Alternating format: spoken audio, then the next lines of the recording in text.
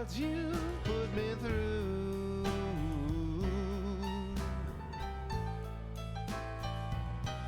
Sweet LA, why do you hurt me like you do?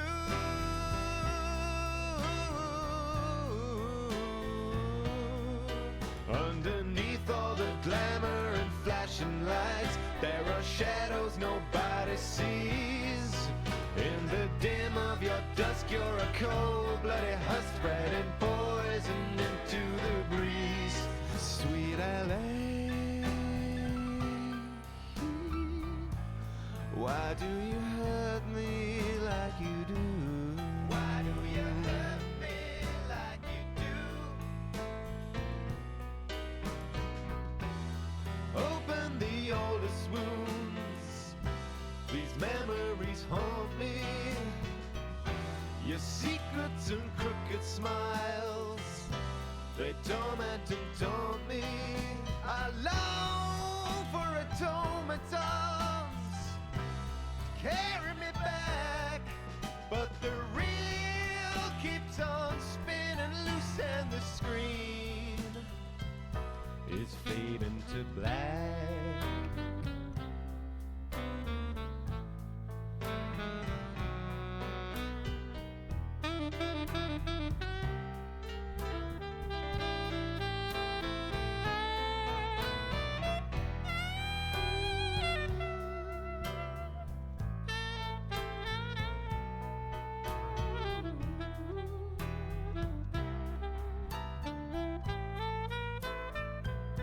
Sweet LA,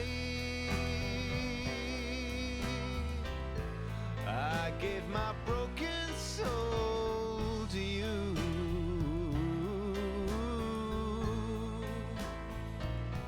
Sweet LA, why do you hurt me like you do? Why do you hurt me like you do? Like you do.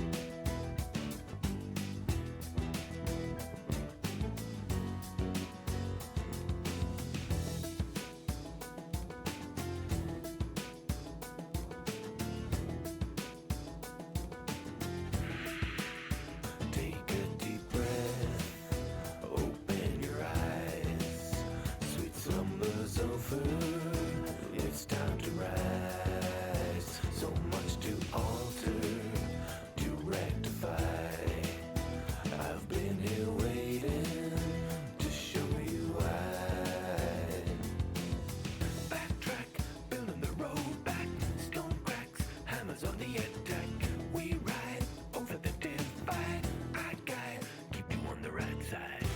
There's something in your past that you can't erase.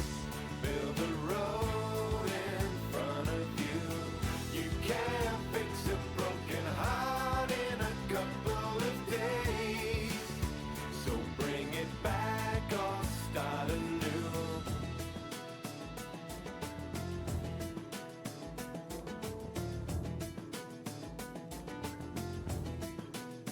You'll find your bastion, take to the skies. You'll hear the sweetest of lullabies. You'll learn your history, so steeped in shame. You'll feel the guilt of the ones to blame. Cloudburst, moving in reverse. All cursed, thought it couldn't get worse. Still land, company once grand. Withstand knuckles of your own hand. There's something in your past that you can't erase. Build a road in front of you. You can't fix a broken heart in a couple of days. So bring it back or start anew. Backtrack, building the road back. Stone cracks, hammers on the attack. We ride over the divide. I guide, keep you on the right side. There's something in your past that you can't erase. Build a road in front of you. You can't fix a broken heart in a couple of days. So bring it back or start anew. There's something in your past that you can't erase. Build a road in front of you. You can't fix a broken heart in a couple of days. So bring it back or start anew. Turnaback is bound to be just another calamity. Turnaback is bound to be just another calamity. Turnaback is bound to be just another calamity. Turnaback is bound to be just another calamity. Turnaback is bound to be just another calamity. Turnaback is bound to be just another calamity.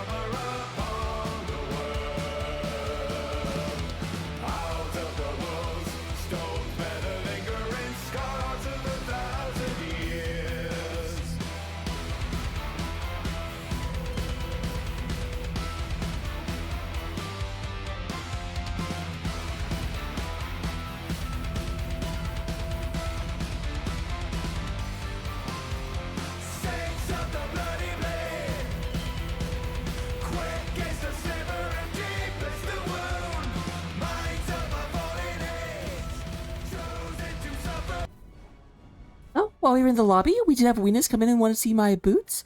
I will be very honest. I'm not wearing boots right now or pants. Kinda did a collapse when I got home. I actually just got out of the FDA audit. It was grueling. It was good. We had good results. But yeah, when I got home like 5 hours ago, I was like, oh, you know what? It's sleep time. So, but these are my boots. I did not wear them to the FDA audit. I wore sensible shoes to the FDA audit, but still, they're all gothy and cool. I love them. This is what I wore to Goth Night in LA at BlizzCon. I'm awake now. We are here. We are here to go ahead and have amazing and beautiful games between the heroic CM Daybreak and the always hungry Furters. Furters under the command of DJ Coldcuts. I don't actually know if Coldcuts is the captain of Furters, but you know, look at the names. Like, that should be what it is. I know, Kitty. I know. I stand ready. So we are here on Cussed Hollow. We will go ahead and see Falstad and Johanna getting the ban. Stukov and Blaze also getting out. Which is actually, like, okay, cool. That is a DPS, a tank, a healer, and an offlaner. Love that for us. Looking at the Anduin, the Manduin, we do go ahead and get indecisive, picking up the healer first and foremost. Rhaegar comes back, so both teams have a healer at this point. Vala on the Venus. Vala la. Venus, by the way, Venus, currently the, player within NGS with the third most deaths of anyone. So we'll be seeing if he can, like, rise up the charts this time around. We do go ahead DJ Coldcuts on the Dahakan Dahaka and Dallying Pig on Diablo. Nice smattering of universes so far. Anduin is from Warcraft. Dahaka is from Starcraft. Diablo is from, well, you'll never guess this, Diablo.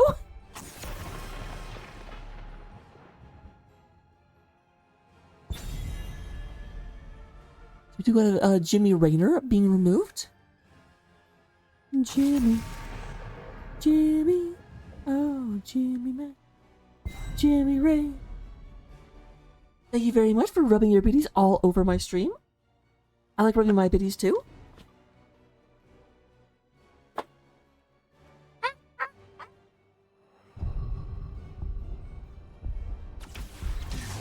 For the frozen throne!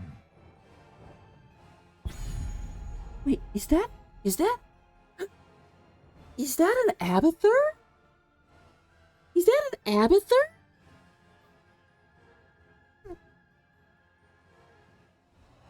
It's always dangerous because, like I said, I'm not wearing pants, and the cat, my cat understands that his feet hurt my bare skin, does not like sitting on me when I'm not wearing pants.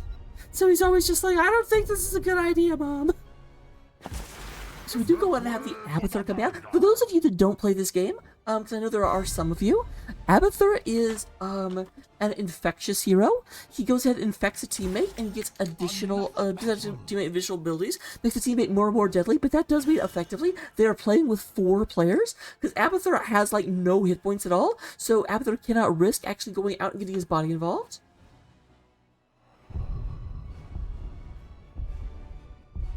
We do have the Ming Li coming out here by the Magic Master. I almost said the Magic Maestro. Or Meister. You have Zul'jin from Boggs, and then Samuro. So it's going to be Dahaka versus Samuro in the offlane. But let's get into it. I will get the bets up. Put your money where your mouth is, and tell me who you think is going to win. Cat!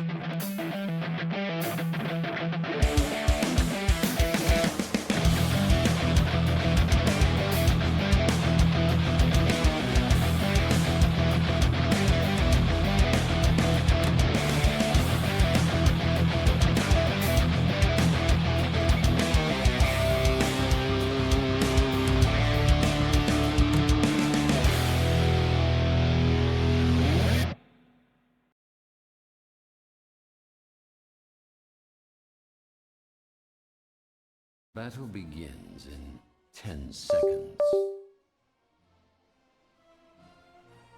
5, 4, 3, 2. Standing on top of my other mouse is like, I'm here, and I'm like, I need to control this mouse, kitty. I love you very much, but I need to control the mouse.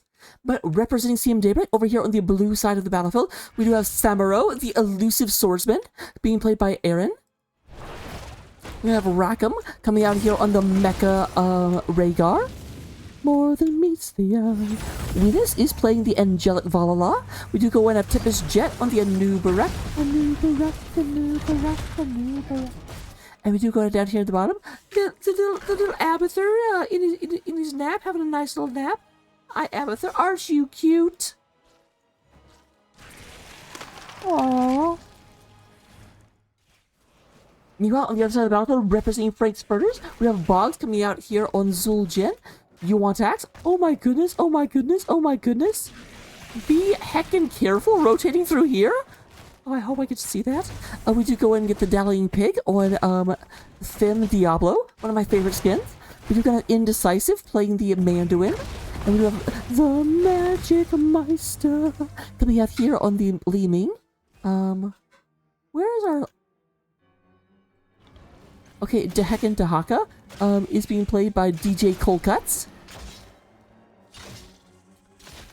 That's actually really good for them because it means it's less likely that Dahaka will come up that one. Oh, I'm waiting to see what happens. What do you have? Those are landmines, by the way. And Abathur did take pressurized lands. Okay, so does not have like a landmine talent just yet.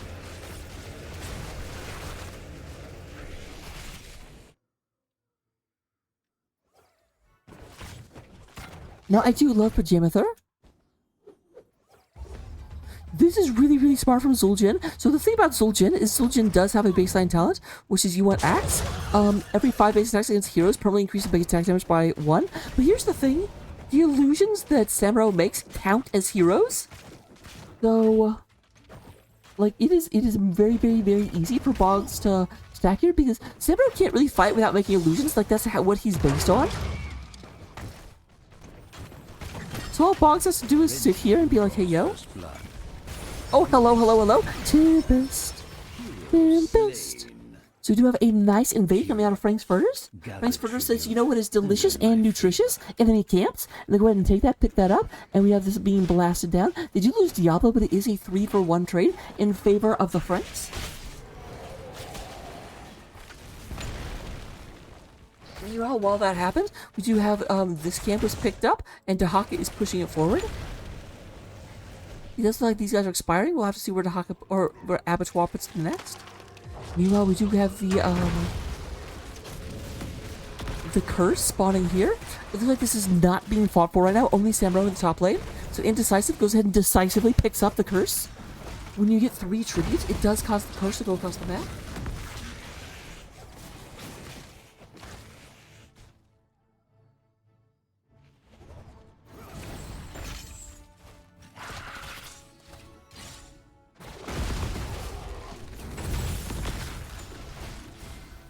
That is a good point, Mal, because yeah, you're right. If you're very unlucky when you fly Falstad somewhere, you can actually fly over the landmines, and it will totally set them off. Because Falstad's a barnstormer.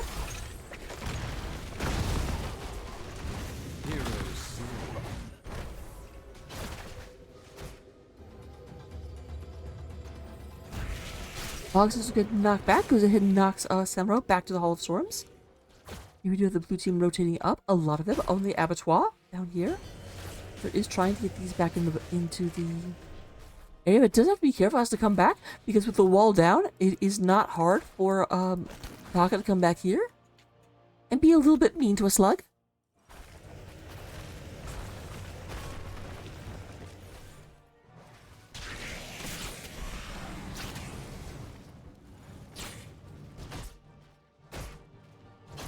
Shall we see who gathers enough tributes this time?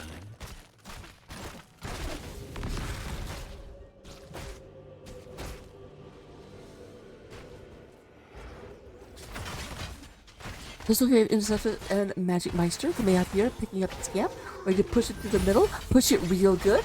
Bum, ba-dum. Here comes Terrasar being like a tiny weenus and rubbing his bits on my stream, so I appreciate you. You're the best around. Okay, it does look like DJ Coldcuts tries to come in here, will not be able to get anywhere. May go ahead and play with his life. Dahaka, you're a dinosaur, be careful, don't go instinct. But it looks like Coldcuts will go ahead, escape.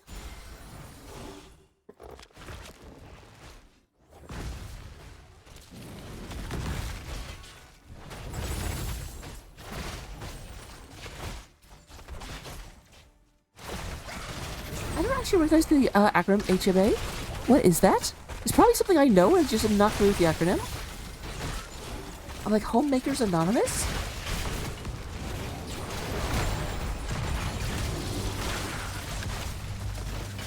You would be careful, like, if fighting underneath the tower. The towers will reprioritize and attack you if you actually attack any hero. They will attack minions first, as long as you're only hitting other minions.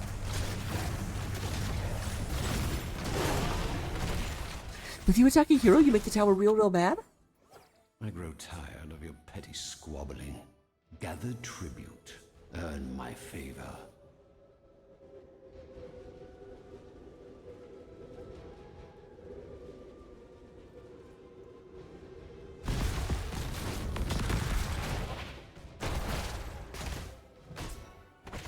Oh, okay. So you know what? I'm familiar with the show. I've actually, I've only seen maybe like half of episode 1 or half of season 1. Because I am bad at anime. Actually, Vanador knows very well, but I'm not good at anime.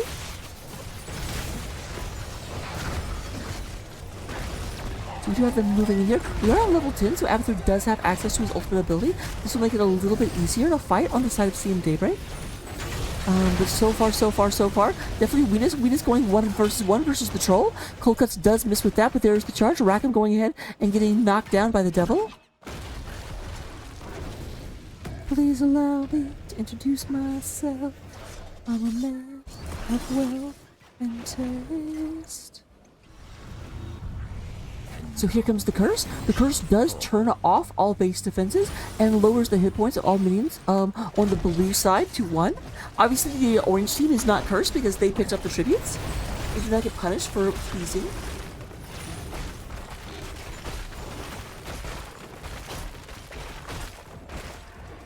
Red team has destroyed a fort.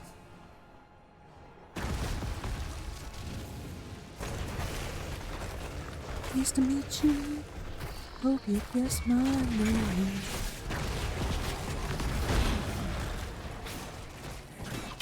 Hello, Joselle.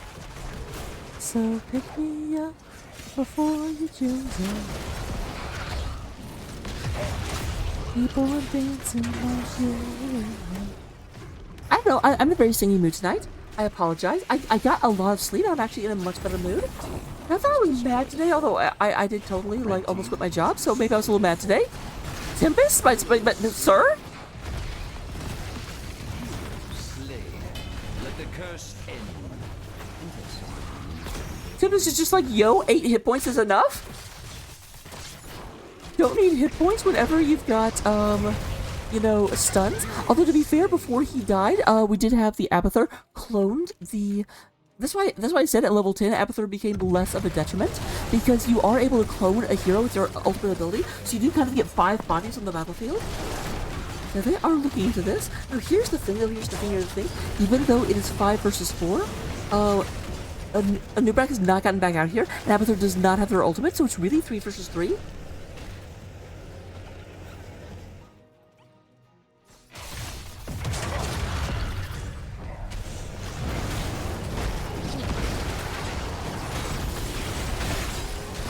Bunch of damage. There's Weenus almost going down. Weenus, that is not how you rise the, like, death counters. Don't run away when they're killing you. Oh my god. Oh my god.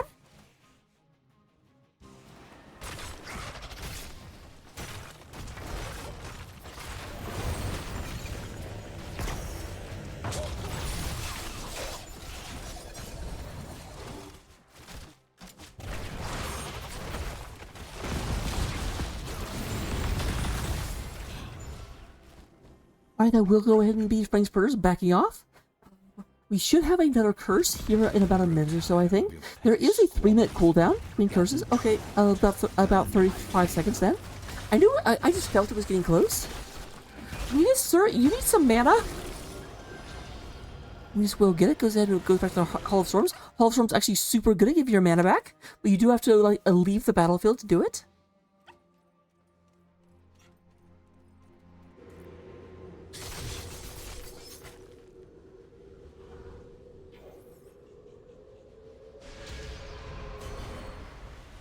Tudo Samuro side pushing. Apparently not trying to contest this. Dallying Pig standing in there. Okay, they do go in that they say we have to defend this boss. Boss is moving in. Rackham is fighting. But there comes Dallying Pig. The big angry beetle shows up and says, "Get away from my teammate!" Angry beetles are the scariest beetles.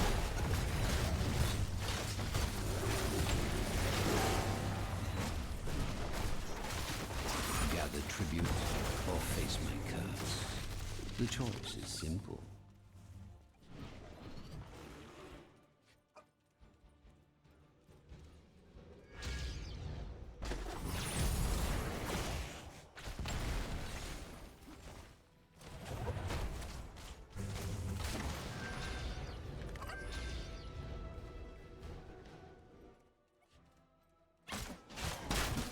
Right there's Venus. Venus is just like, you know what would be fun? If I just stood here and got snacked by a bunch of big axes.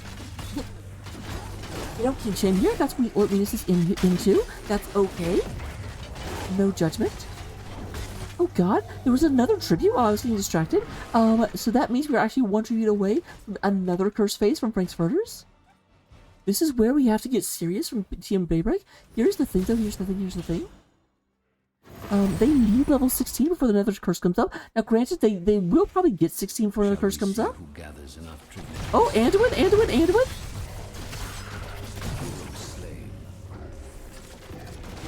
I just saw them in this bush, and I am a healer with no armor on. Let me just go to walk in this bush and see if they're still there. Oh, geez, they're still there.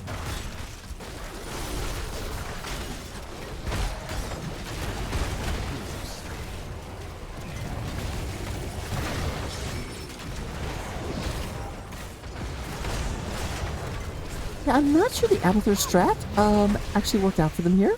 They do end up losing 2 people at this boss because that's the thing. They killed the Anduin. They should, in theory, have an advantage, but because they weren't all there, the 4-man came down and out-positioned the 3-man. And yeah, you got Abathur come in, but the Abathur only gives you like an extra half hero worth of power. It's very, very useful whenever you're split up because you can just be like, oh, hey, in the top lane, where it's 1v1, it's now 1.5 v1, and then you can almost instantly go down to like the mid lane, where it's a 2v2 and it becomes a 2.5 v2. Like, there's one lane where you're outnumbered, but you can just, like, adjust the power levels of the other lanes. But whenever it's a big fight like that, it's like, ooh, Abathur comes in, and it's now a 4 versus 3.5.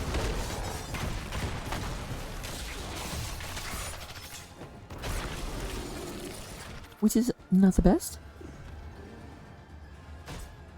With that being taken care of, we do go ahead and have, coming into the middle, there is Indecisive. Indecisive, just go ahead and chastise the bug. But no Dallying Pig. No dally. I like to bang it up.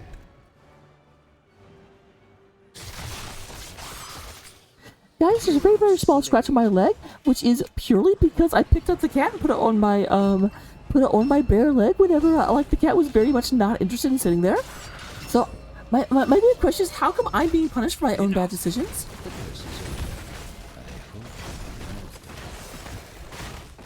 And they are coming in here. I don't think they have time to stop this, though.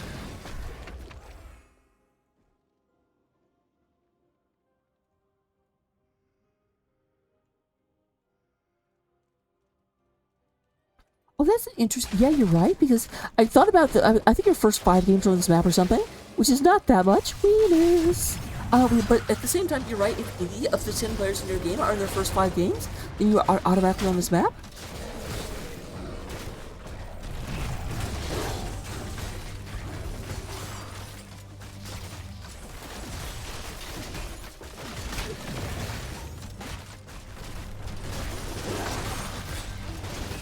We are stabilized. There is occasional catapult pressure coming to all the lanes, but all the forts still stand, or all the keeps still stand.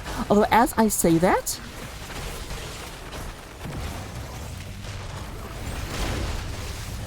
Now here's Avatar. This is one of the big things about Avatar. Avatar calls down a mule in order to fight, and this fort will slowly be healed up. There is the Apocalypse comes out, not going to get anywhere. Indecisive is going ahead, going down to half health. DJ Cold Cuts is going to be delicious.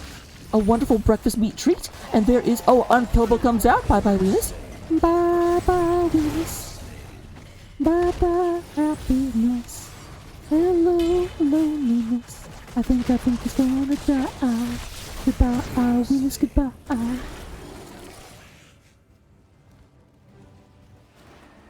Shall we see who gathers enough tribute this time? They are going for boss. That does mean they're probably giving this up. Mule is not going to be able to out-heal these guys. Avatar is doing his best, but his best is not good enough. The red team has destroyed a fort. Your keep has been taken to the island. Here comes Tiger Hawks. Tiger Hawks coming in here. I think Tiger Hawk is like some sort of like mythological combination of Tiger Woods and Tony Hawk.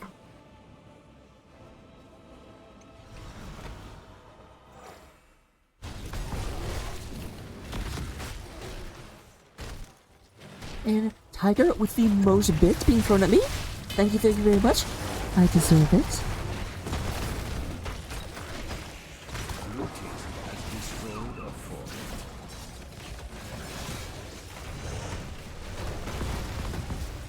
This does look like a tree coming from Clouded Mines, but that's the thing. This is their first forward pressure. They're moving back and should be spawning. If they get this tribute, they will get a curse. They'll probably get a lot done. However, Venus is not with them. Venus went down and said, you know what? I want this camp. I want this camp. I want this camp. I'll take this camp again. Venus is at 152 stacks of the Gambit quest, but Venus has died twice, so only has 15% bonus attack speed.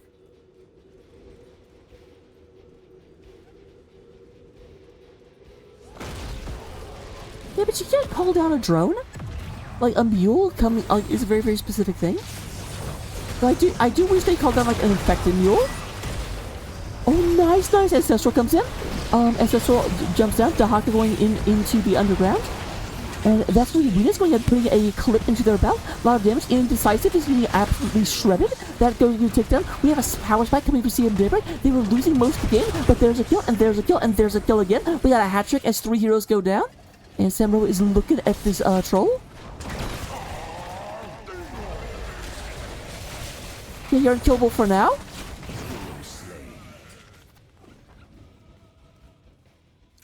You can do it, me. You're the magic master. Okay, they can't do it anymore. Hero slain. It's actually really bad because this means there's going to be like a 30-second period where most of the heroes in the enemy team are dead. And while that's going on, oh, by the way,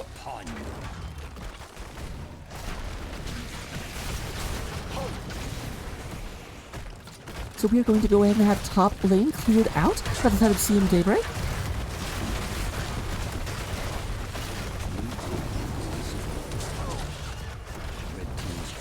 I mean, to be fair, Harkin, Tony Stark also sounds like a porn alias.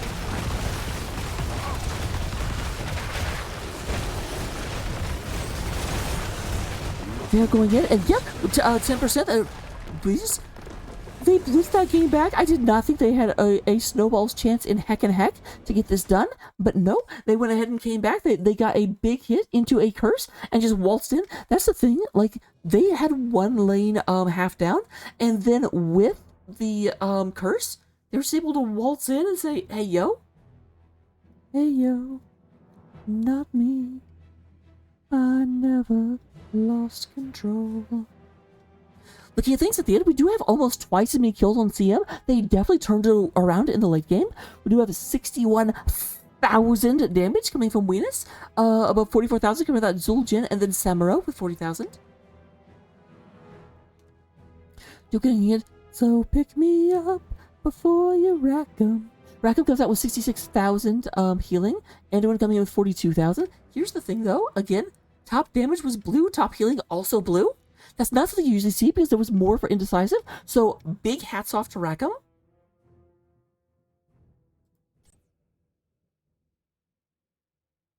We do go ahead and have talents coming out. I'm at offlaner. I don't actually play any of these heroes.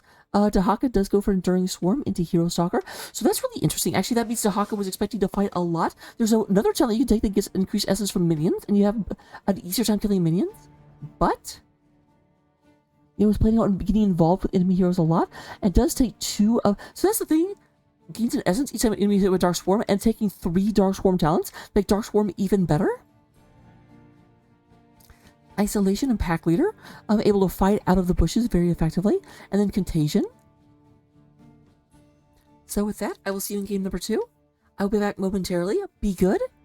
And I will see, and we will be back in just a little bit. Bum bum bum.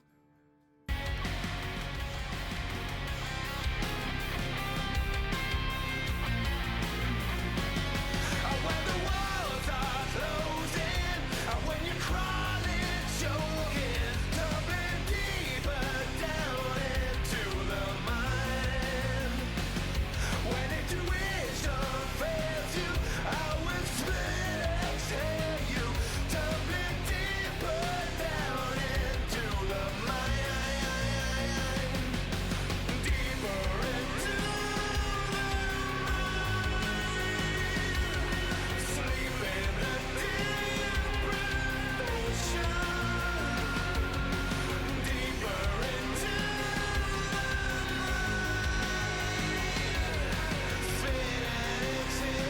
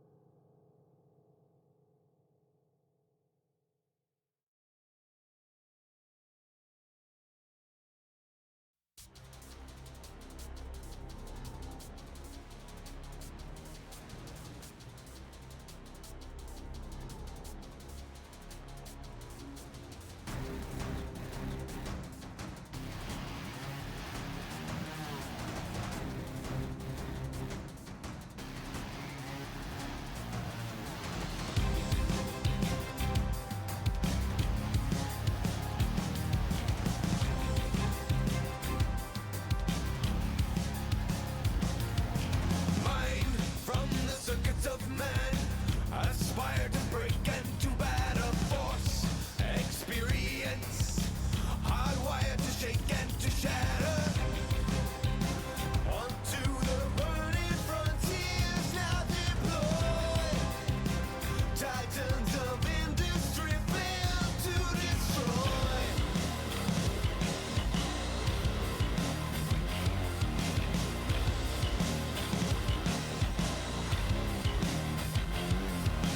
Bring on the burn, bring on the burn. Waste and return. Bring on the burn, bring on the burn. Waste and return. The synergy of man and machine. The symmetry and connections between. Power. Hello, hello, hello. Welcome, welcome, welcome. We do go and have Infernal Shrines as map number 2. Team Daybreak trying to go and close this out with a 2-0 domination, but Frank's Furters are probably going to be a little bit like hot on the gas. They were like, we were winning at like 90% of that game. Honestly, here's the thing. Late game Abathur, as Harkin said, is disgusting. Really, really, really powerful turns team fights. If you have a late game Abathur, you need to go ahead and end the game early, because that's the thing. Prior to level 10, you can just abuse the hell out of the Abathur team, because he can't show up to team fights, and so you just get to have an advantage every single encounter, as long as you're not getting split too much. Mid-game Abathur, it's about even, but then late game, it is so difficult, because you can actually infest 2 heroes at once, and just adds so much DPS. So we're gonna have same bands so far. I think those, yeah, those are the exact same. No, it's Dahaka. Last time we had Blaze instead of Dahaka, but other than that, identical bands.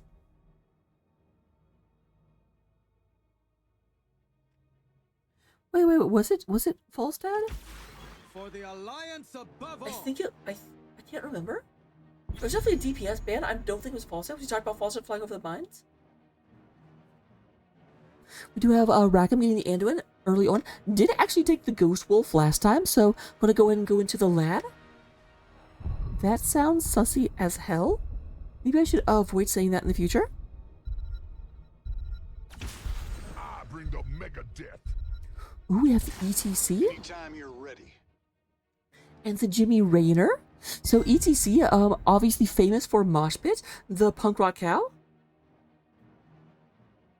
I want a game 3. I also want Line Bus in my next cast. Show up this time.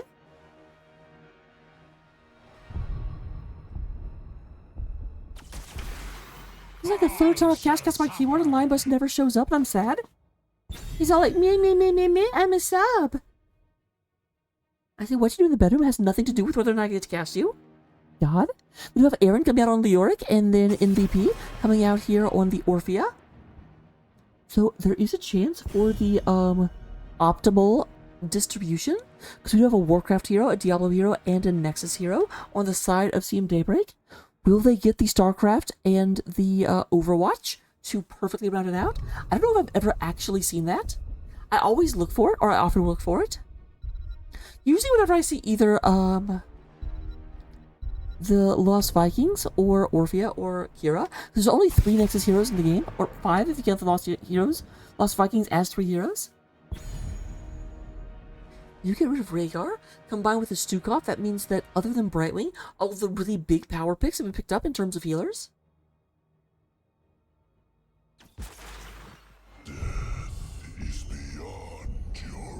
So Malthael does start to beat Leoric at level 10. I play to win. Oh no, that's interesting. Tank, 2 Bruisers, and a Rainer. Are they going triple Bruiser? Are they just going to like be like, all the good healers are gone? Let's just not have healers and just run them over?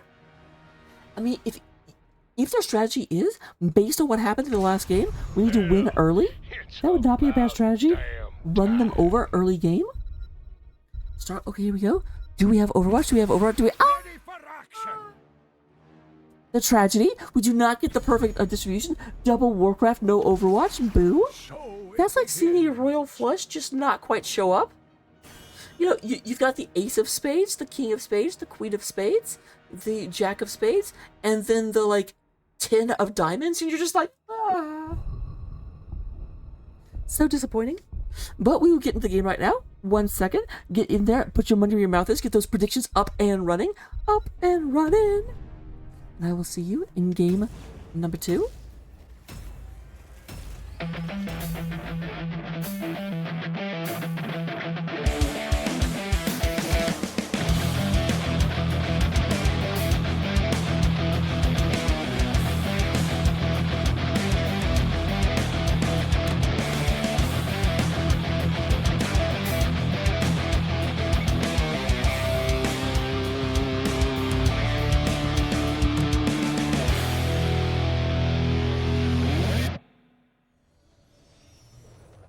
This is the wrong screen.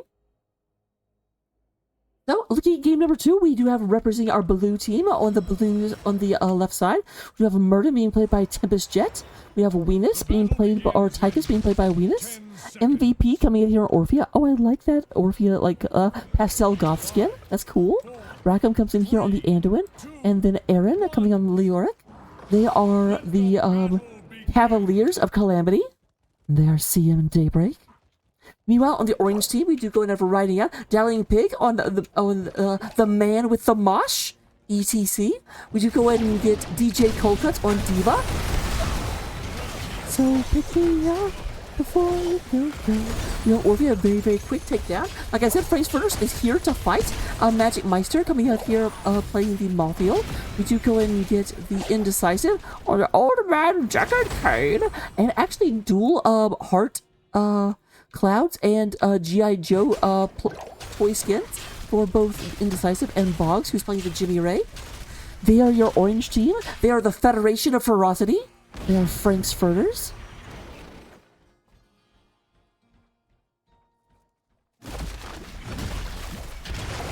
We got the real Pro Brush coming into chat. My name is Aaron, like me a debt. Here comes Venus. I love Tychus going into Rainer. That's just such a lore-appropriate thing. Oh, Venus, I gotta warn you. Tychus loses that matchup.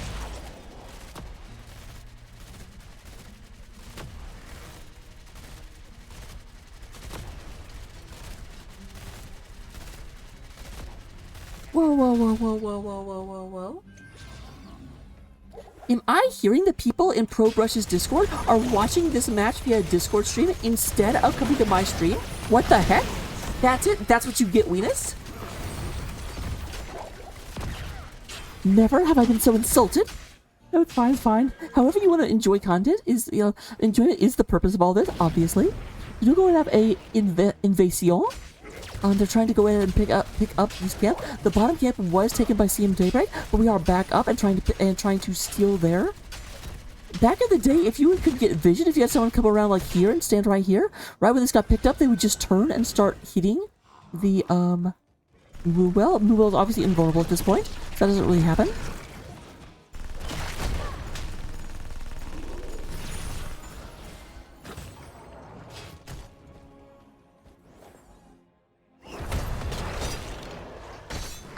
Imagine Meister coming up here. I was like, hopefully someone's going. Malthiel can get this, but it costs him a lot of hit points by the time everything is done. We do go ahead and have the Mortar Punisher coming in the bottom lane. We'll be showing up in about 20 seconds.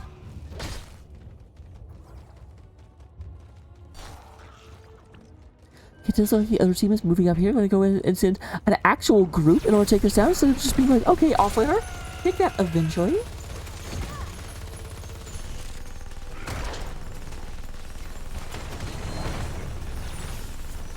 Is it more gothy? I mean, yeah, you got Malthiel, the Angel of Death, but that's about the only... Diva is a little gothy, but not much. Meanwhile, on the side of CM Daybreak... Oh, you said you did say Daybreak? For some reason, my brain went to Frank's Furters when I saw Malthiel. Yeah, definitely with Leoric and the Orphea.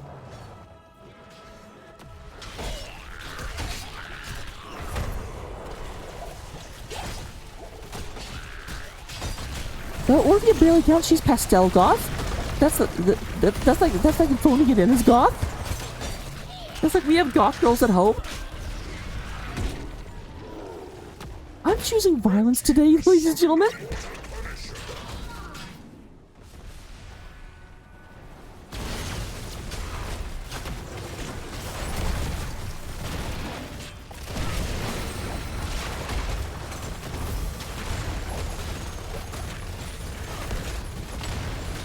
You going up the wall going down, but the MVP shot so close to getting stunned there. It wouldn't really matter if the other team was already retreating, but it was so great. Like you just see Orphea looking up, and there's big old like Einsteins coming down from the Mortar Punisher, about to smash her little Orphea head in, and then the guy just dies in the air. His name is Aaron. He will not get away. He is a skeleton got slayed. It got slayed? I don't know. I am not a great lyricist, but I have fun, and that's what matters.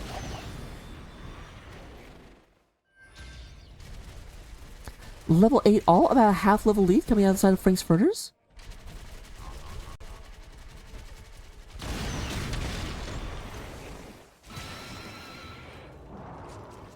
Watch and learn.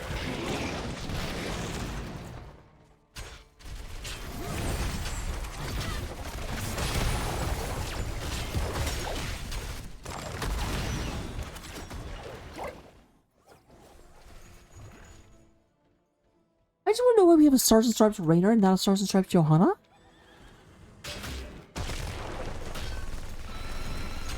Oh, but here they come.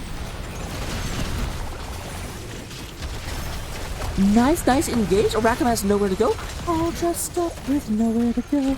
This is a big fight. Boggs does get taken down by Orphea, but Venus does not quite get out of there. We do go ahead and have a very, very low on the Italian Pig. That is going to be a 2-for-1 in favor of Frank's Furters. Go ahead and pick this up. They are trying to get us to a game 3, and I am here for it. I will be less biased in game 3, but if there's a chance for a game 3 versus not a chance for game 3, I'm always rooting for the team that gets me to game number 3.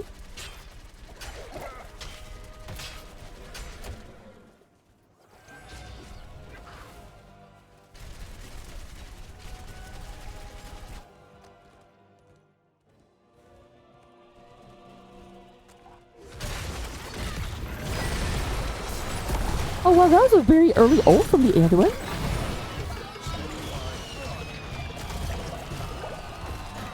That's actually what I hadn't really considered. Oh, that is terrible and terrifying. Oh, there's Anduin going down. But here's the thing. Because of Mosh, if I don't know why Anduin would take that ult. That almost feels like a misclick to me. Because, first of all, you got ETC that just has Slide to take it out. ETC also has Mosh to take that out. We do go ahead and, additionally, on the other side, you have Diva that can charge in and knock you out of it. And Raider can use the Penetrator round to go ahead and take that out. So there's a lot of counters to Anduin's ult. And one of them, Mosh specifically, because everyone has to cluster in the same area. So if Mosh is up, and then all ETC has to do is slide in Mosh, and we'll catch the whole team. Shrine is active. We do go to face Furters, moving up here, trying to get this Frozen Punisher. Currently in Malfield, the Angel of Death, and Deckard Cain, the old man of alchemy. Moving up there. This reminds me of the time feeble skeletons attacked Tristram.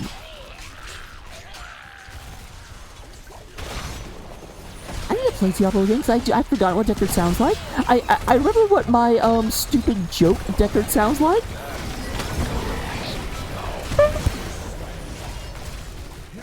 Big bomb goes off from Diva, takes out 2 people. The Orc does go ahead and spooky walk on out of there. But there's the Frozen Punisher and a double kill. We're at 11 kills to 2, ladies and gentlemen. That's true, but they did repeatedly say that doing a rat skin took so much extra work that it was like, do we want 3 skins for normal heroes or 1 rag skin? And the answer was almost always 1 rag skin.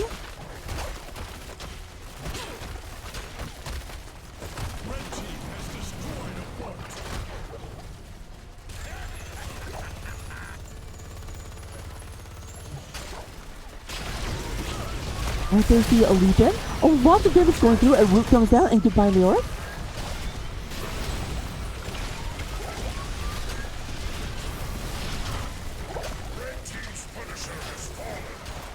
So there goes the first fort. There goes the wall at the keep. Here comes the attack, but they do not have Leoric. This attack may be a little bit presumptuous. There's a lot of potions nearby. They can get all the way out. But just like this will be a retreat. Malfield is not with them. That's probably what triggered the attack.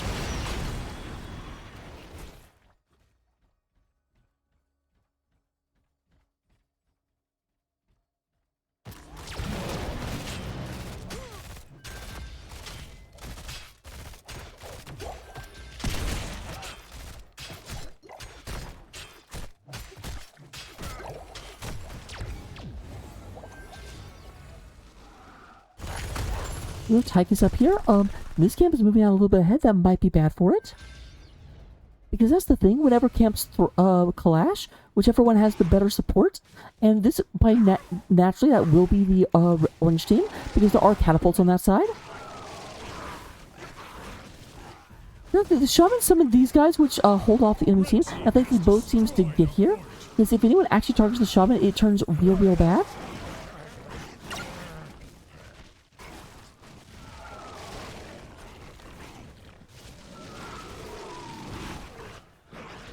Okay, I cannot stay and watch this fight.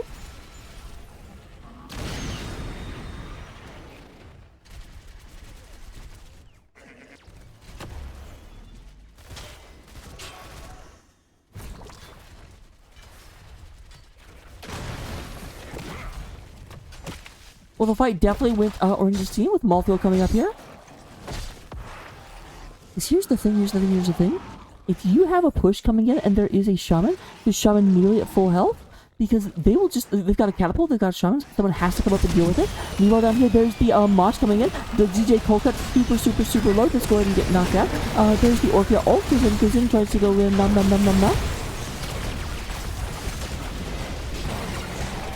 And they double kill. All of the DPS on the side of CM Daybreak is down.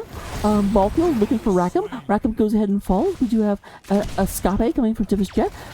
Do we have the last rush? We do not. It does not matter as we have 4 kills to nothing in favor of Frank's Furters.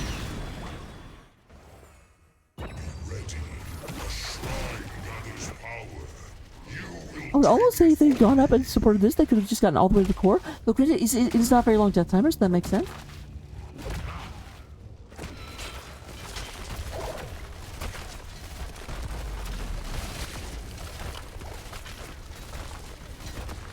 Because that's the thing.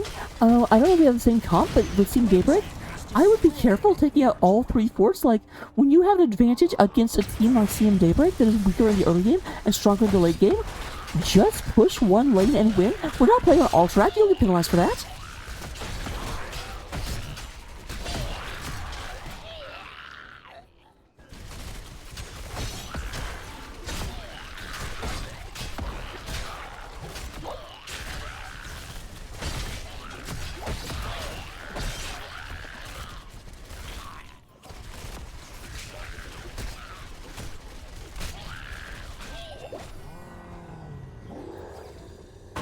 Red team has summoned an arcane punisher.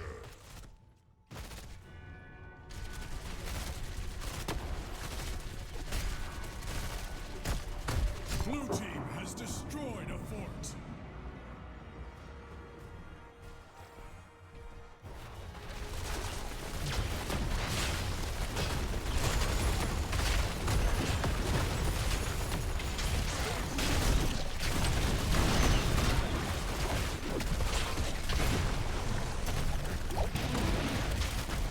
Alright, there goes the outer wall. Looking in, looking for this fort, trying to go in there. We do have a Entomb coming down, does not actually catch anyone. Punisher is about halfway down, but we do go and have the pickup coming in from the Malfield. Malfield is currently at 4 stacks of last rights.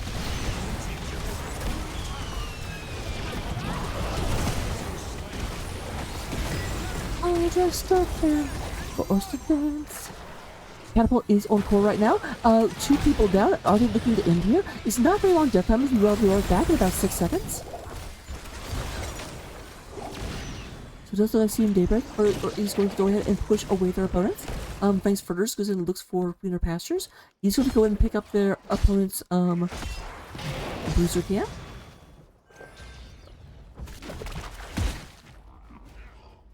I'll just figure which camp's which. I'd like the Shaman camp, the Bruiser camp. But I think it might be the Shaman camp or the Siege camp. Like the Shaman might be used to the Bruisers. I don't even know. Oh yeah, it says so right there. Siege camp. Haha. I'm the best caster.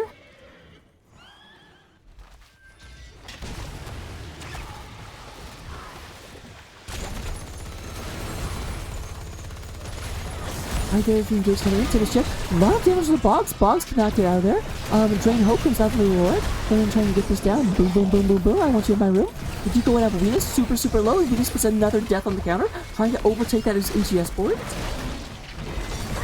So this Jet is taking a lot of damage. There is the Malfield, does not pick up any with the last rise. But Orpea does go down. It's the Magic Meister.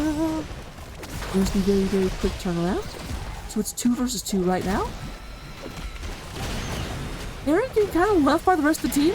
Aaron's like, wait, guys, we disengaged? Cool. I'm glad to know that.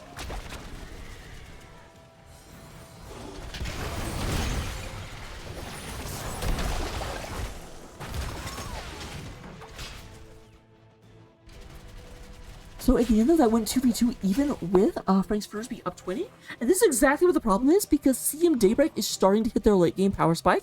Like that, this pretty much seems like a team that once they get even at the end and they're not having split up, they're not trying to get soaked, they get a lot scarier. Frank's Furters legitimately needs to end this game soon. In about a level and a 10th, they're going to be at level 20, and they're always going to run into the 5 of them.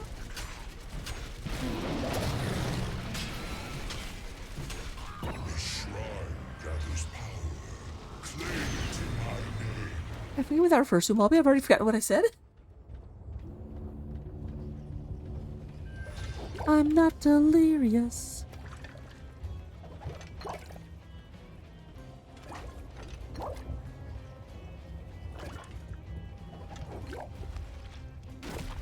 So, level 19, this will be a frozen Punisher, which will do a lot of damage whoever gets it, but if you need to wait a little bit, they don't want to engage right now. There is a Shaman camp pushing in top, so someone on the side of Frank's Furters will have to do something about that. With the experience trying to be picked up, trying to hit that level 20, they're on the very, very cusp. Their opponents are already halfway done. There is 20. Coming in for the side, DJ Coldcuts does have that. There's the Entomb coming down, big silence, and boom, boom, boom, boom, boom. We do have a double kill as Diva goes down. The ETC goes down. Magic Meister being taken out. There is Willy Boop. So Magic Meister did take the upgrade, and so now he's at max last rights. We'll have a very, very short cooldown, but does it even matter? However, the Furters Punisher does come out in favor of Frank's Furters. Even though they lost the fight, they did get the Punisher. But here's the heckin' problem. We do go and have Rainer moving up here. Like, if they went up here to support this camp, they might have been able to end. I don't know. They have to worry about a Punisher, but the Siege camp, or the Bruiser camp, is so powerful.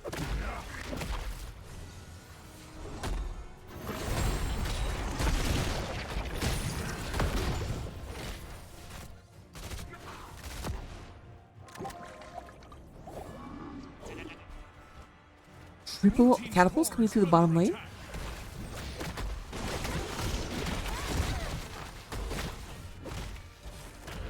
And you can just see the shields evaporating down here. Lork is down here trying to take care of that. Oh, yeah, we'll save that before any actual damage is taken.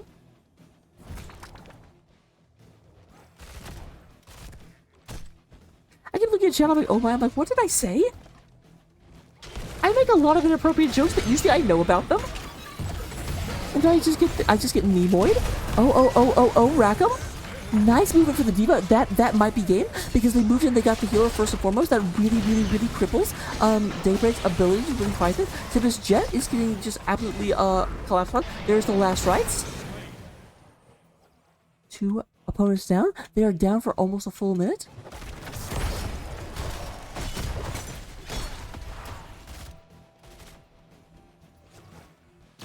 Da-da. Da-da.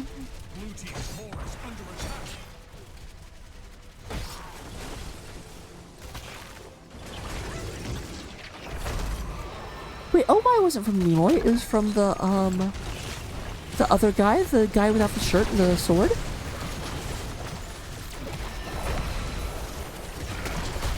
Italian Pig. So much damage coming out of that Dragon Laser Drill. Like, ETC just could not get away from it. They are fighting down, but they have made Dalian Pig disengage. However, there goes the Orc, but also down goes Diva. Baby Diva with a little girl gun is out here, and we do go and have 72%, trying to end this right now, but here comes one of them, Murden about to show back up.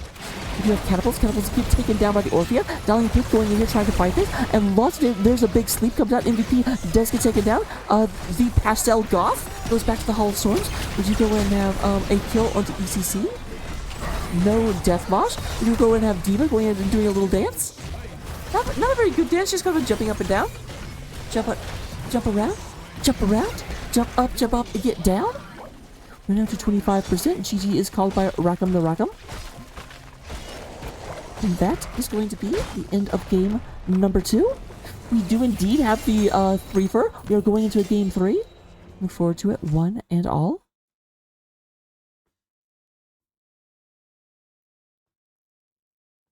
Looking at the stats of the game number 2, we do have in terms of damage. Leading the way is Boggs on that Raider, 80,000 damage over a barely, almost 20-minute game. We have $65,000 coming from the Magic Meister. And then Leoric comes out with 61,000. In terms of healing, we do have the most healing coming from our red team, from Deckard. Which again, indecisive, hats off. Like, most healing on Deckard, most damage also on the red team. So there was less for Deckard to heal, but he still put numbers on the board. You go and have experience contribution. We do have Aaron coming out with 25,000, outpacing the Balthiel.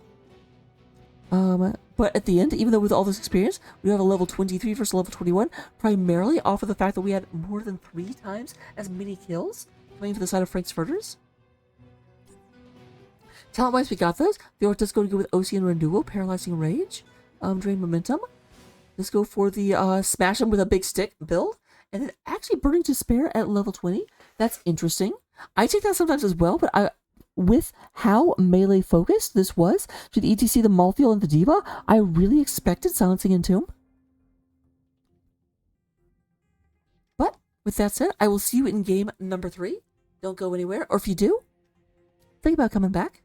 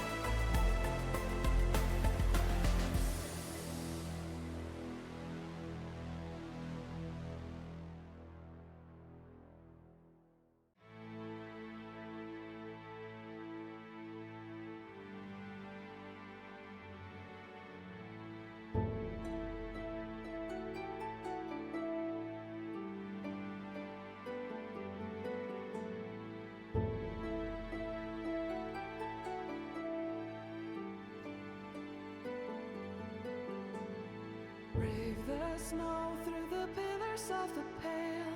Rest your feet, come and listen to the tales. Raise your mark to the legends of the frost. Through our songs they will never be lost.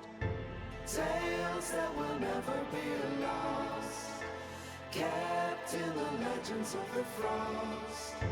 Tales that will never be lost, kept in the legends of the frost.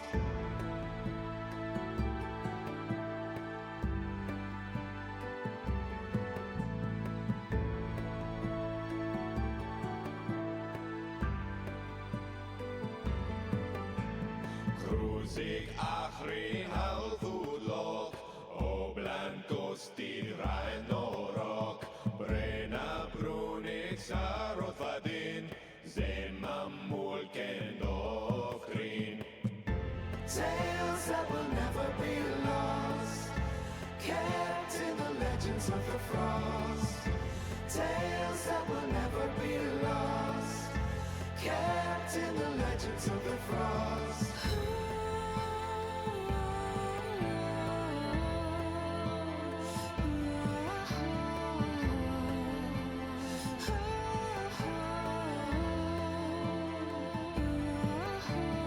Once and always a part of history, long remembered warriors be. Distant thunder echoes of the past, through our voices forever to last. So raise your mark to the legends of the frost. Through our songs they will never be lost. Raise your mark to the legends of the frost. Through our songs they will never be lost.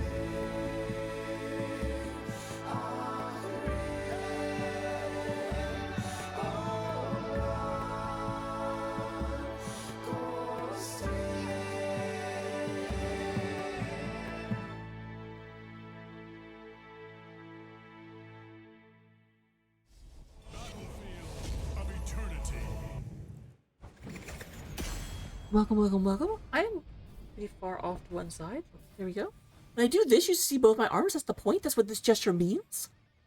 We do go and have coming in from Battlefield of Eternity. It is 1-1. Who has first pick? I didn't even look. I need the players to join so we can actually find out. Indeed, Gingerbread Man, game 3. Boom. Look at him. I was gonna say my fingers look a little like I think I put lotion on. These look gross.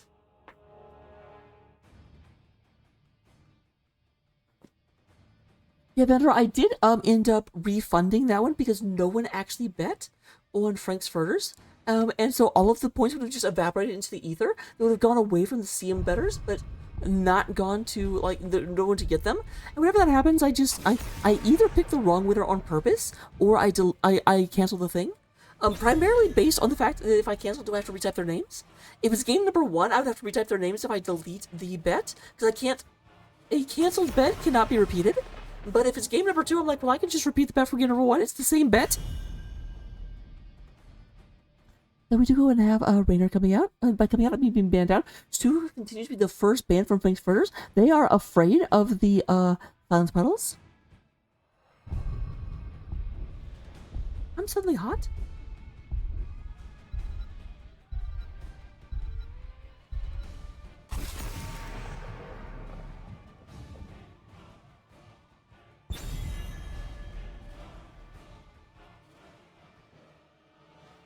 Sorry, got distracted petting the cat.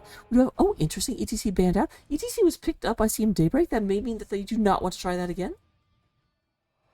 Or no, ETC was on the other side. It was because Anduin was picked up by Rackham.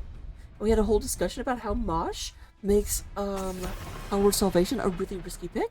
Taking Vala away from Venus. Apparently, Frank's Furters really preferred Venus on Tychus to Vala. So trying to nudge him in that direction. Nudge.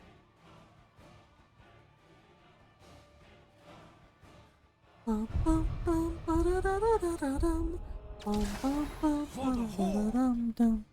have Tempest Jet does come out here with the Johanna.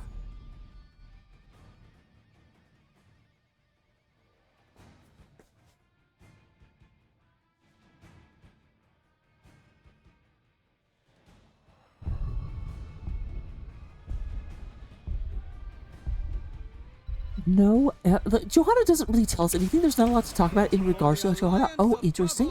Someone tell Hoku. We've got an Artanis coming in. We have the Magic Meister on the art. Arty Farty.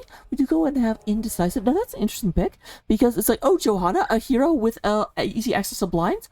Let's go Artanis, the auto attack base hero. Li Ming comes out of the wings. Not going Tychus, not getting baited into that. We're going to have the Ming Li coming on out here. We do go and have Zul Jin.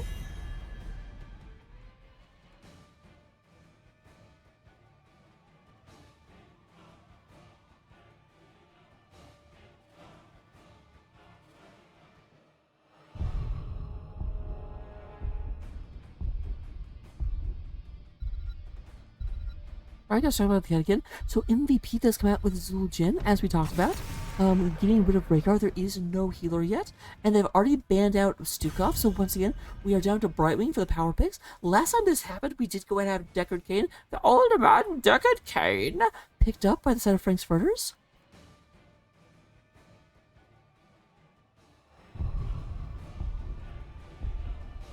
Oh, something like, what is this? And then I remembered. It's lemon juice. I use it in my alcohol.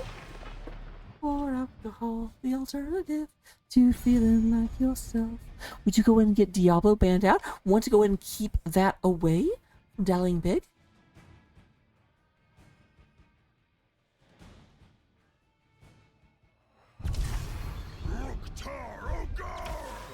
Alright, we do have Dallying Pig going the Loktosh Garrosh, ready to go in there and fling people into danger. Devo once again picked up by DJ Cold Cuts. DJ Cold Cuts.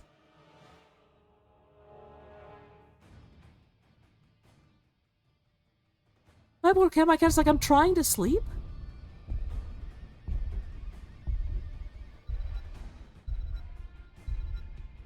So Kartha, I'm a little confused because the heroes with pointed ears so far are Garrosh, the orc, and Soljin, the troll. So I don't know which one you're referring to. You might be talking about Diva with her gamer headset. I guess that could be a pointy eared. We do have Malthiel being played by Aaron, and then Deckard does come out from the Rackham. I don't know why for some So yeah, Deckard is the one picked up. Falstad is on Boggs. First game, Falstad has not been banned. We'll have to see why CM was so afraid of Falstad and whether they will regret not banning out this time.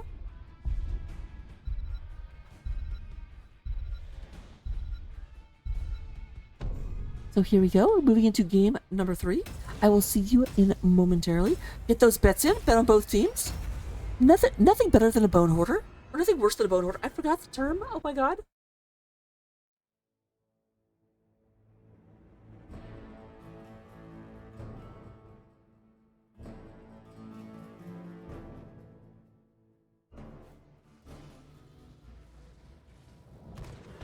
Prepare yourselves for battle, heroes. Alright, here we go. Coming into game number 2. This is on Battlefield of Eternity, the 2-lane map with the Angels fight in the middle. Representing our blue team, we do have Tempest Jet coming out with the Crusader, the Orcish Crusader, Johanna. Venus is coming out here on the Li Ming. Just giving this to Vandor. There's no pointed ears though, that's why I'm confused. Would you go and get Zul'jin on the the regeneration troll of axe throwing, being played by MVP. We do have a Rackham coming out on the Alderman Deckard Cain, here to tell you a story about the fall of Tristram. Literally, it's all he ever talks about. Meanwhile, up in the top lane, we do have Malthiel, the Angel of Death, being played by Aaron. Opposing Malthiel, we do have Artanis, Captain Punchy Punch, being played by Magic Meister. Artanis does take amateur opponent, not surprisingly. Will do a lot of bonus damage to the Immortal when it comes out. For those of you that do not know, this causes Artanis' W to do 150% bonus damage, and W always hits twice, so it's basically like hitting for triple damage. Okay, not really, but you know what, shut up.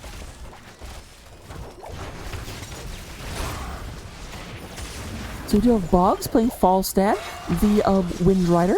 We do have DJ Coldcuts on Diva, the Mecha Girl. We do go in and get Indecisive coming out on Anduin, the Prince of Stormwind. And Dallying Pig is coming out onto Loktosh Garrosh. the Warlord of the Horde.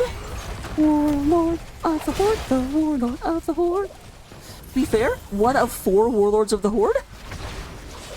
No, just 3. Vol'jin is not in the game.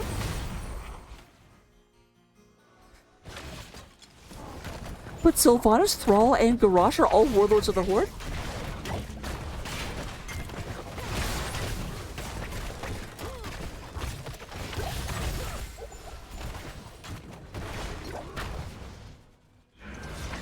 With that being said, we do go ahead and moving up here.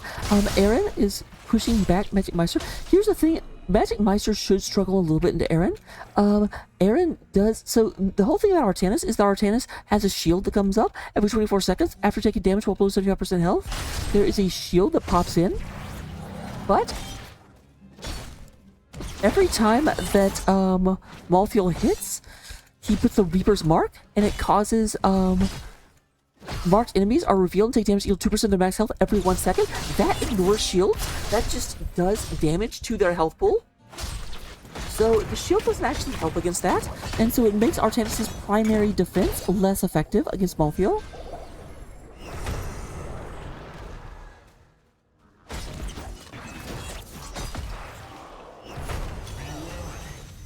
Just look like we go and have a weakness moving in here, trying to go and pick up this camp. Both teams trying to pick up the shaman camp. The thing about the shaman camps is that if left unattended, they get massive damage done.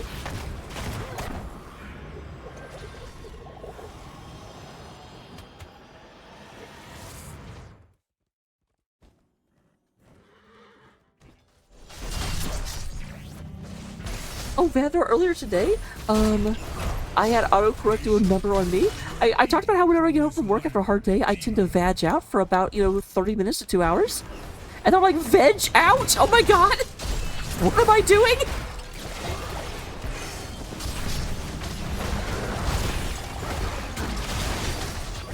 I do have a lot of damage going on.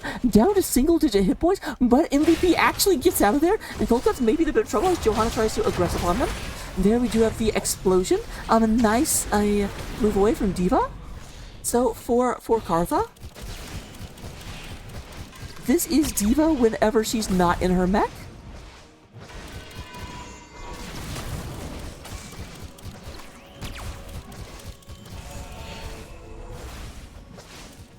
I must take up a new position. We do go ahead and have the red blue team get their immortal down. Immortal down to 50%. Whichever immortal, quote, dies first, since gets sent back to the abyss or the heavens. First, the opposing team will go and push the lane. MVP trying to get there. Coldcut is very, very back. There's a Deckard King. Here's the thing: when you attack your enemy team under the immortal, you do have to worry about the circles of the stun circles because they will help your opponents. And that it does end up being a it ends up being 2v2. And Coldcut needs to be a little careful. Baby D.Va does not have a lot of health. Needs to be very, very careful. But, we do have the kill off, and this is going to be the Angel does ride triumphant. And Narya is going to attack the top lane momentarily.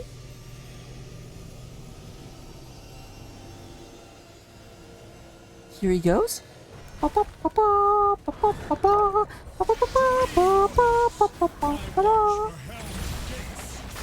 Darius will be in range mode until all of his shields get taken out. That makes it a little bit harder to move into him. He will go to melee mode. He does get automatically targeted by the base defenses though.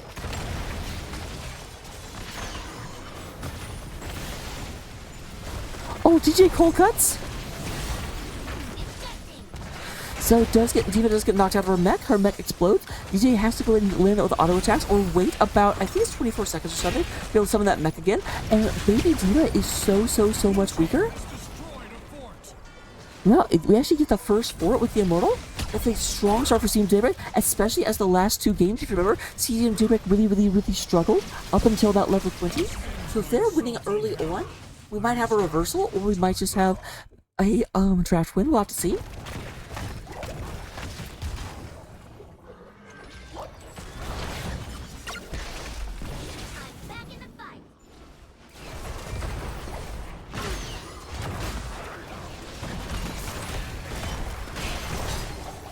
Nice pull out on Cold Cuts. Cold Cuts does have the bomb ready. Can go ahead. So when Diva has this little bar that's up and flashing, it means she can detonate her mech. Obviously that does involve getting out of the mech, so it's a little bit of a dangerous thing. But it just puts a massive bomb in the middle of the battlefield and says, hey, yo, don't stand here. Or, you know what, do? If you want to take massive damage, be my guest. Be my guest. Be my guest. Let my explosions do the rest of your health pool. Your death is cool. You will die at my behest. No, I'm okay with that. That's not bad for off the cuff.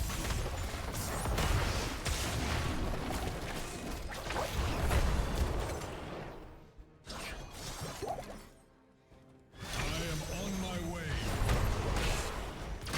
Ready.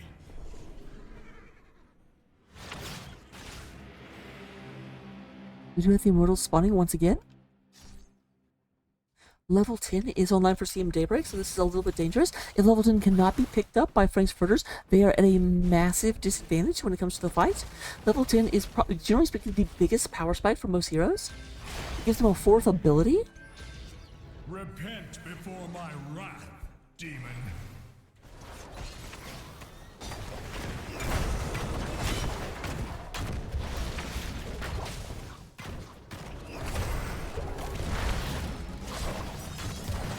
Jake Hogarth's gets down to half health. Both teams are now at level 10. Decent bit of poking coming out. Gets this taken care of and not letting their opponents really move into them. Indecisive gets popped in the face, and there goes the other Soul Gem, takes out the Baby Diva, or knocks the Baby Diva out of the mech. There is the blind coming out of Artanis, lots of damage, and that is going to be a kill from the old man. Dallying Pig does go ahead and get taken out by Malthul, and Diva does go down, so it's a 2-for-1 so far. But, we do have the healer gone on the side of CM Daybreak, so that is going to be no healing coming through. Magic Meister does take out Soul Jin, but it's taken by Johanna himself, and there goes, there's a max health Inarius about to hit this bottom lane. Okay, not quite max, but a very, very, very high shielded. Hello, we're coming in here. Welcome, welcome, welcome, glad to see you. You're here in game number 3 as CM Daybreak gets a max health Inarius. We're very close to it, coming into the bottom lane. Bottom lane has already been cleared out. It's been a crazy series. Last minute comeback in game number 1 by CM Daybreak. Game number 2, Frank's Furters just like put their foot on the necks of CM and just slowly push down to course the game. But this time CM Daybreak taking a bit of an earlier game call, trying to move in here to get this taken out.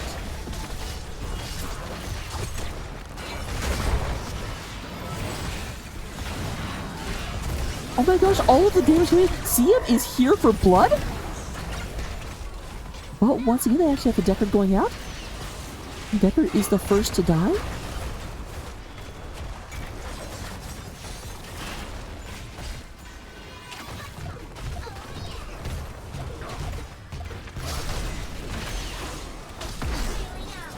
That does count as a last right stack. Last right's currently at 2 stacks.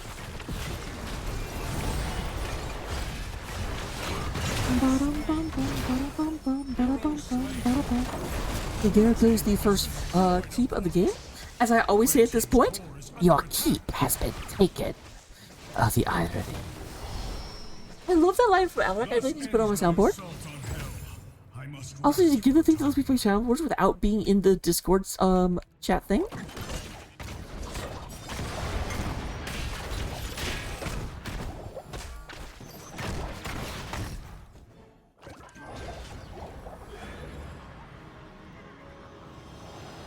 Weenus going back. How about Weenus? They're trying to get top lane as well. Aaron will pick this up, but Aaron needs to get out of there very, very, very quickly. So that will not be an issue.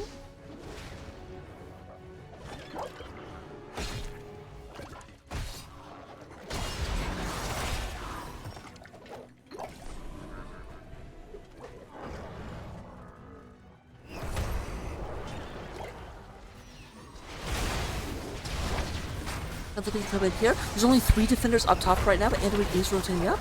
Android? Okay, I was gonna say, it looked like Android was coming up this way, and I was like, that's a bad idea, my friend. Lots of damage onto Dallying Pig. We do go ahead and have Venus goes ahead and disintegrates. Unlike most heroic abilities, Disintegrate has a super low cooldown. Only down for 20 seconds before they can use it again. but there's a massive switch, and the light bomb comes down. A big engage coming outside of Frank's Furters. Unstoppable comes out, but D.Va does get knocked out. We do go and have Tourament coming down, but there goes MVP as the troll goes down, but they do get D.Va down in exchange, and there goes Artanis. The attack comes through. We just going ahead and just hitting him massive beams. We just firing their lasers. Gaslow is so jealous.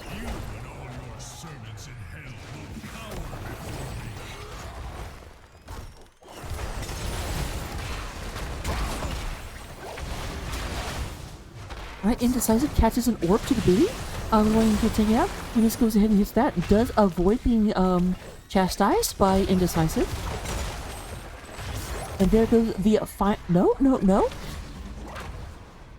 There does not go the final four of the game. I really thought they were going to pick that up and go. That's why False was about to respawn, because we don't want to be here, where there's the possibility of a gust coming in.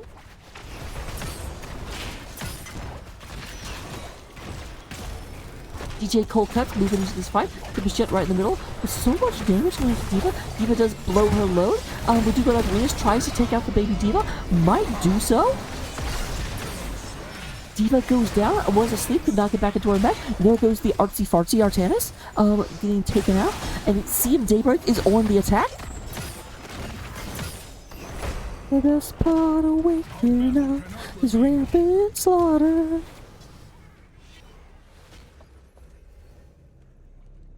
Moving in, they are in defensive positions. We do go in and have Aaron checking to make sure their opponents are not going for that camp, because they can win here. Top keep is very nearly down. It's a sneeze away from death.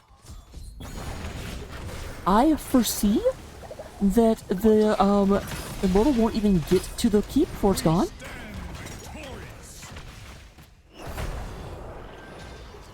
Even if you've got special eyes.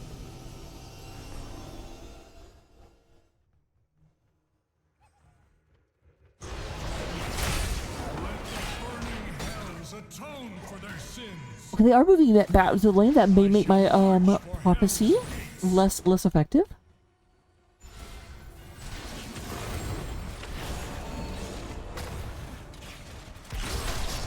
See, yeah, the Immortal does get to the keep and kills it in one hit. That's not a Fort Announcer, that's a keep. Come on. This is why you can't have AI. Alright, you have D.Va. D.Va tries to bunny hop. Does get taken down. Lots of damage coming out of the Li Ning. The Disintegrate Beam just going ahead and getting nice safe damage from far away. DJ Cold Cuts very low. Oh my gosh, down to 25 health. D.Va is just like hobbling back into the Hall of Storms. The Gust comes out of Bogs because it moves the enemy team. Dalian Pick does get taken down. D.Va gets taken down. No, there we go. I was like, Dalian Pick, I said you died? What the heck? So, as always, give me 1 second. Let me go and see if I can get an interview. Congratulations to CM Daybreak. Kitty!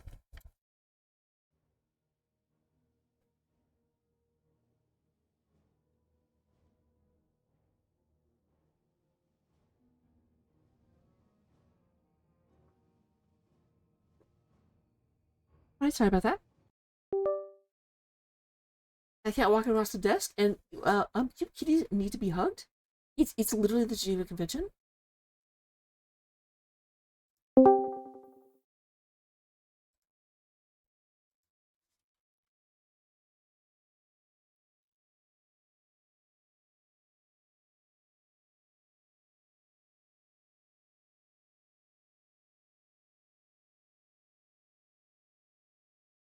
Alright, while I wait to see if I am joined, I'm sure I will be. If nothing else, we just going to come in here and bug me. We do have, looking at the stats at the end of game number 3, number 1 damage is the Venus. Hello, we are joined by Tippus Jet, at least so far. How you doing, sir? Hello, I'm doing well. How about you tonight, Rucka? Doing pretty okay. This was the Johanna. I forgot what to say, I forgot what the next word was, so I just said pretty like 18 times. Can you ask that again? Sorry, that... Oh, I talk very fast? That wasn't really a question, that was just an acknowledgement that I forgot what to say and said pretty like 18 times. Oh, okay. Yeah, we're all feeling a little overwhelmed over those games too, so... Very much so. So that is my first question. So, game number 1, it looked like you were dead to rights, and you just came back off of an epic team fight and game like at the end of like as you got cursed. Game number 2, without with maybe being a little bit too blunt, it kind of felt like you just got run over. Like they were just mad about game number 1 and just kept pushing until the core went down. And then, so what was game number 3 for you? What changed up? Because you seemed like you had a completely different style of playing game number 3. Oh, well, that's kind of Heroes of the Storm in a nutshell. Different maps call for different strategies, and I think we made some mistakes in game number 2. We made some positioning errors where we got caught out. There were a couple of ults that we threw out and we missed. I think if some of that doesn't happen, if we don't get picked right before an objective, if we hit an ult differently. I know I missed a ton of hammers on Muradin that I shouldn't have, so just as an example. I think that game looks very differently, but we were able to shake it off, and game 3, yeah, felt totally different from the first 2. We were just talking about that ourselves. Completely different team. It very, very much did. I know in game number 2 or in game number 1, there was definitely a lot of engages on boss that did not go well. Do you attribute that to, because game number 1 had the very, very interesting Abathur comp that definitely seemed like it wasn't working until abruptly it killed everything? It did. Abathur is... We knew going into it that Abathur was a late game hero. We know that with only 4 bodies on the map, there are certain tributes that we have to give up. So we're kind of picking and choosing based on where it's spawning on the map and whether or not there's a camp pushing that we need to clear. A lot goes into it, but yeah, we knew going into it that as Abathur we were going to have to sacrifice certain things. I think we had to sacrifice a little bit more than we were expecting, but in the end, we did make it work by the skin of our teeth. So I have a double question. One of them is mean, but it's Weenus, so I'm okay. I'm allowed to be mean to Weenus. You are. So is part of the reason for the Abathur comp in game number 1 to give less bodies for the opponents to target in order to help Weenus climb the death board? That might be. I think Weenus was trying to get the blessed number 69 deaths tonight. I think he may have gone over. I'm not exactly sure, but we've been very much keeping track of Weenus's deaths. We're very proud of his record on the leaderboard. I do have to say, that actually may answer my next question, because I was going to say, in game number 3, at least I'm looking at the board right now, Weenus didn't die a single time. So that may mean that he actually hit the blessed 69. I was like, okay, no more dying, and actually like executed on that. So well done if that's the case. Someone's gonna have to fact check us and see if he is on the blessed 69 or if he went bust and went over. I'm not exactly sure, but we were trying to. There was a discussion beforehand. So, Rackham, you know. Looking at game number 2, because game number 2 I haven't really talked about, that was, of course, on Infernal Shrines. Really, like, it was a fairly standard game. I'm trying to think of a specific question to ask about it. I would say, what do you attribute how, because game number 2, it felt like they were coming in hot and just continuously, like, pushed you guys back off of what you're trying to do? Was that just were they more aggressive than you were expecting? Yeah, they were more aggressive than we were expecting. They roamed a lot as a 5-man death squad, and we were, I don't think, anticipating that quite so much, especially since we denied them the globals. They didn't have the Dahaka, but that didn't stop them from roaming as a 5-man for part of the match. So the aggression was a bit unexpected, but I think part of it was the natural thing for them to do. They got a little bit of momentum, they got a pick here and a kill there, and that kind of snowballed into them taking our camps, and we just had to cede ground and try to stop the free fall into madness. Weenus is saying he's way over on his goal. Well, you bust then, Weenus. You're over 21. You get no money. Womp womp. Wait, again, Weenus? I don't have another pair of boots to show right now. Weenus once again wanting to check out my amazing boots. I'm like, you gotta give me like time to get other boots. You can't just redeem it twice in one stream. What are you doing? Weenus would love to see the boots, and you know who would love it even more is our Captain Rackham. He's so looking forward to Weenus pushing you into the boot reveals. That was a highlight last time. I mean, that is the thing. I forget what boots was I wearing at BlizzCon, because I definitely was wearing something whenever everyone met. It wasn't the spiciest of my boots, but it was still pretty good. Yeah, we just got to redeem it in real life. It seems like a popular thing to redeem points for. Star Knight's the For real sure. one that got it, because Star Knight got stepped on with my boots. So, be jealous, weenus. But regardless, those are the questions I had for you, except for the question I always ask. Why did you guys decide to redeem or name your team CM Daybreak? You know, you have asked me this question before, and I did not know the answer. But I have listened to other people. The CM organization has been going on since Warcraft days, and we have several teams now. We've got the OG team, we've got the After Dark team, and after the After Dark team was formed, I think Daybreak was the next most logical thing to do. And I think the division of those was literally just, what time zone are you in? Do you play late at night, or do you play early morning? And I am not a morning person, and obviously we did not play a game in the morning right now, but I think that's the history of the team name. I don't know how Clouded Minds was initially chosen, though. So does that mean that the next team is going to be Clouded Minds High Noon? Either that or Afternoon Delight. Ooh, that's also a good one. But let me turn it over to you for any shots you might want to give. Shoutouts, of course, to the team. I appreciate you guys. I am always happy when we have a game from behind and we're able to rally it together. It feels really good to be playing with the folks of CM Daybreak and the CM organization as a whole. Shoutouts to Ara and Double, our wonderful assistants, our substitutes. I'm always ready to step in, tag in if someone is late, and really happy to have them. And everyone on the OG team, we've been talking with them. I love Clouded Minds having several teams, because as long as we're not our games aren't overlapping, we always see each other in the chat, cheering each other on. It's lovely, supportive, it's awesome and warm. Great, I'm rambling. And of course, shout outs to the opposing team there. They really put us through the ringer. We were looking at match history and maps and putting different drafts together, and they pulled out a couple of surprises. So shout outs to everyone on Frank's Furters as well. And of course you, Rocket. Thank you again for casting. We always seem to do better whenever a caster picks our games up. For whatever reason, we perform better, I guess. Oh, fantastic. So thank you. So what I'm hearing is I'm a type of cheat code? Maybe. I mean, it's not just you, although we appreciate you. It just seems like casted games in general tend to go better for us for whatever reason. Yeah, but when you ever have a game, there's never just one cheat code. No, that's true. I mean, we love having multiple cheat codes whenever something doesn't work. Like I said, Heroes of the Storm, multiple maps, different strategies, different cheat codes. It's great. It's lovely. So, thanks again.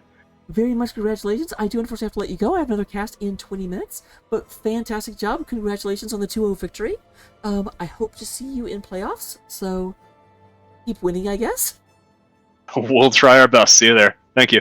Thank you. Bye.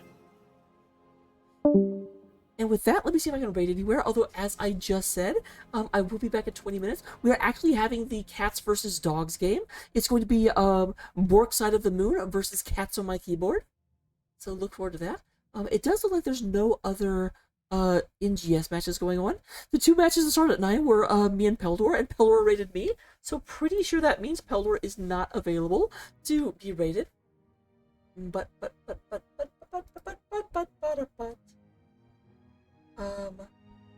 you know what? I'm gonna go say hello to Winsome Wellshark.